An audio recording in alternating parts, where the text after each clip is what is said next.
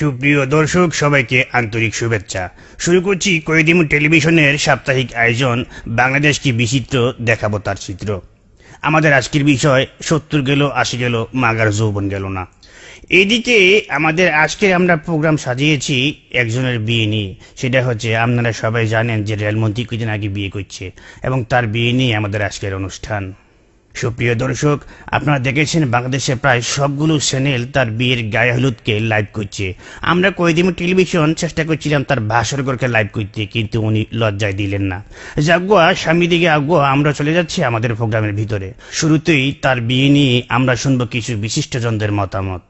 আসলে 70 বছরের ইঞ্জিনের সাথে নতুন বগি কিভাবে চলবে আমার বুঝে আসে না। তবে হ্যাঁ, যেহেতু ইঞ্জিনের সাথে বগি লেগেছে, ভালো চলুক, এটা আমরা সবাই চাই। তবে হ্যাঁ, পদ্মা সেতু কিন্তু হবেই। হ্যাঁ, না, এখন ওই মাটি পরীক্ষা চলছে, পদ্মা সেতু হবে এবং সেই সেতুর উপর দিয়ে এই বগি এবং ট্রেন কিন্তু চলবে। এই নিয়ে রাজনীতি করার কিছু নেই।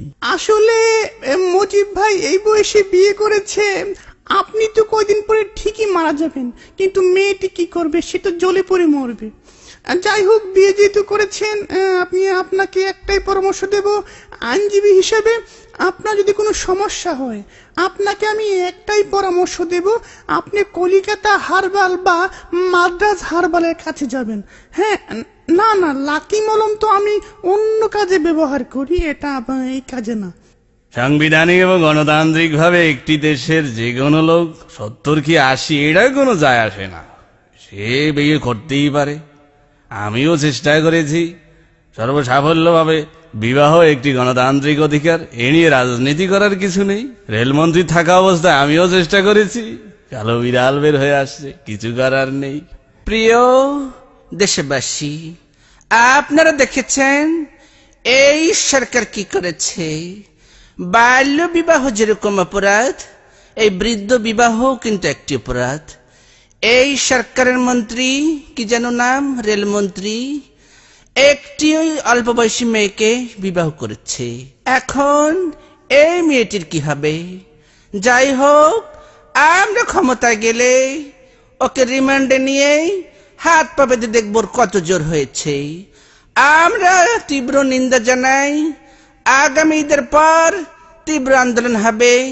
হ্যাঁ, ঈদের পর কোন ঈদ সেটা জানিয়ে দেব। সুপ্রিয় দর্শক, সবার কথা শুনে আমার একটা জিনিস মনে হচ্ছে, কবি বলেছিলেন আমাদের দেশে হবে সেই ছেলে কবে যে 70 কিংবা 80 বছর বয়সে বিয়ে করতে যাবে। সবাইকে ধন্যবাদ।